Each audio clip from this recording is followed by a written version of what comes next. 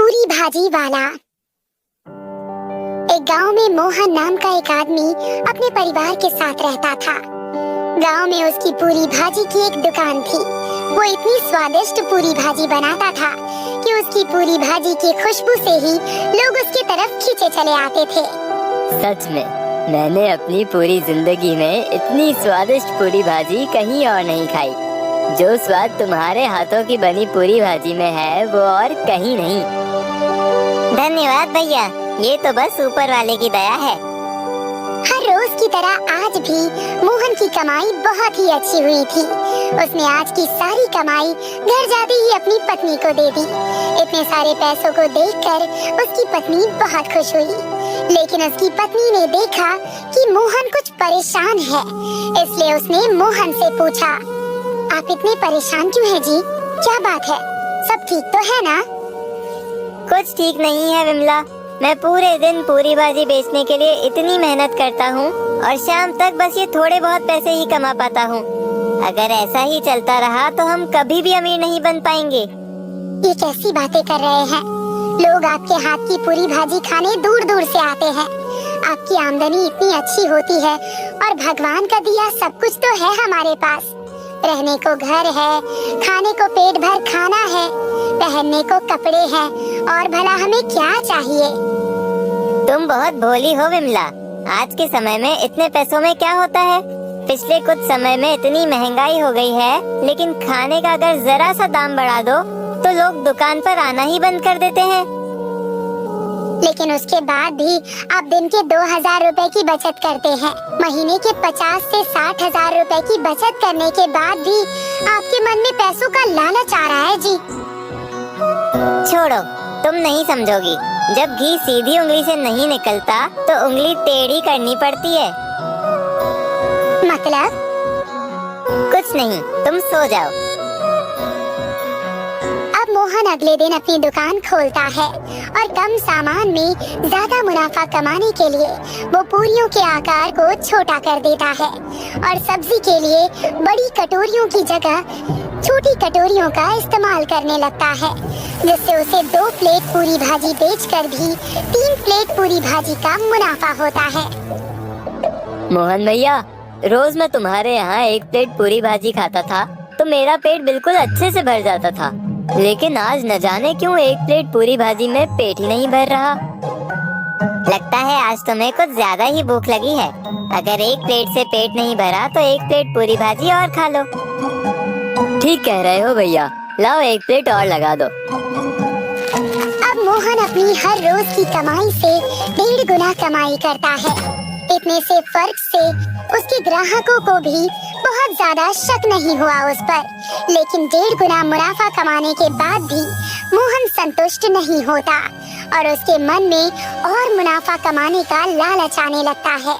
लेकिन ग्राहकों को उस पर शक ना हो, इसलिए वो छोटी पूरियां बनाने के बजाय उनको पतला करके बेलना शुरू कर देता है, जिससे वो कम आटे में ही ज्यादा पूरियां बनाता है। और अब वो सब्जी में पहले से आधे आलूओं का इस्तेमाल करना शुरू कर देता है और सब्जी को गाढ़ा करने के लिए उसमें आटे का घोल मिलाकर डालने लगता है। धीरे धीरे सभी ग्राहक उसके हाथ की बनी पूरी भाजी में नुक्स निकालना शुरू कर देते हैं। ये तुमने कैसी पूरी भाजी बनाई है भैया?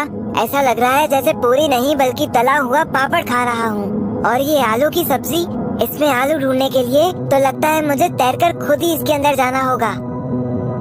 सच में भैया, तुम्हारे हाथ की पूरी भाजी खाने के लिए लोग पहले दूर दूर से आया करते थे, लेकिन अब तो तुम्हारे हाथ की पूरी भाजी में कोई स्वाद ही नहीं आता। इससे अच्छा तो हम अपने घर पर ही पूरी भाजी बनाकर खा लें। ये तुम कैसी बातें कर रहे हो भैया? कल भी मेरी पूरी भाजी में ऐसा ही स्वाद था और आज भी मेरी पूरी भाजी में वैसा ही स्वाद है। धीरे धीरे मोहन की दुकान पर ग्राहकों की भीड़ कम होने लगी।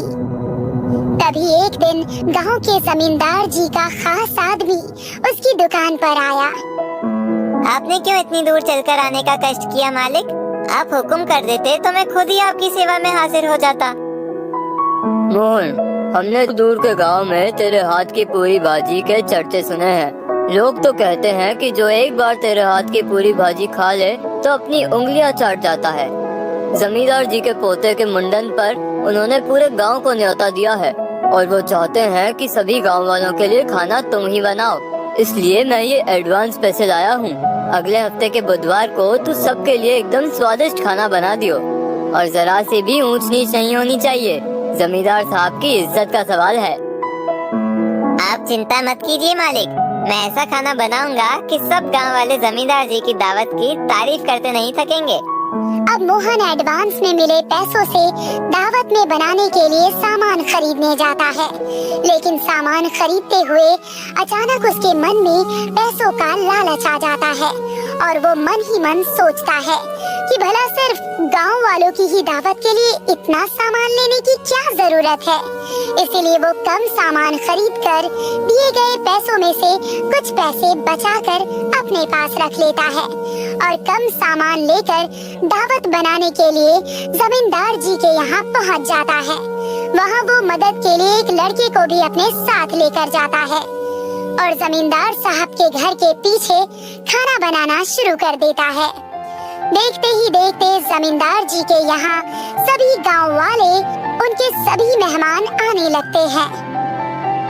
वाह भाई, खाने की खुशबू तो जोरदार आ रही है। आज तो दावत खाने का मजा ही आ जाएगा। सबसे पहले जमींदार जी के खास मेहमानों को खाना परोसा जाता है। उसके बाद गांव के सभी लोग अपने सामने इतने स्वादिष्ट खाने को देखकर खाने पर टूट पड़ते हैं और देखते ही देखते थोड़ी ही देर में सारा खाना सफाचट हो जाता है। अरे ओ भैया, हमें भी तो खाना परोसो, कब से खाने के इंतजार में बैठे हैं। क्या कहा? खाने के इंतजार में बैठे हो? अरे तुम लोगों ने तो सब कुछ खा पीकर सफा चट कर दिया और कह रहे हो कि खाना परोसो। अरे अब जाओ यहाँ से, खाना खत्म हो गया है। पता नहीं कैसे भुक्कड़ लोग हैं, इतना सब खाकर भी इनका पेट नहीं भरा। लेकिन उस्ताद, गांव के आधे लोगों ने तो अभी दावत खाई ही नहीं। जब आपको जमींदार साहब ने खाने के पूरे पैसे दिए हैं, तो आपने सबके लिए भरपूर खाना क्यों नहीं बनाया? तू मुझसे जुबान मत लड़ा, मैंने तो सबके लिए ठीक से ही खाना बनाया था, लेकिन ये लोग न जाने कौन से जन्म के भूखे हैं, सभी लोगों का खाना अकेले ही खा गए। जमींदार जी के यहाँ कम खाना बनने की वजह से वहाँ आए आधे गांव वाले भूखे ही रह जाते हैं, लेकिन जमींदार साहब के आगे वो कुछ बोल नहीं पाते और बिना खाए पिए ही अपने घर आ जाते हैं। अगले कुछ दिनों तक पूरे गांव में यही बात चलती रहती है कि तभी जमींदार जी का खास आदमी किसी काम के लिए गांव में आता है और लोगों को ये बातें करते हुए सुन लेता है।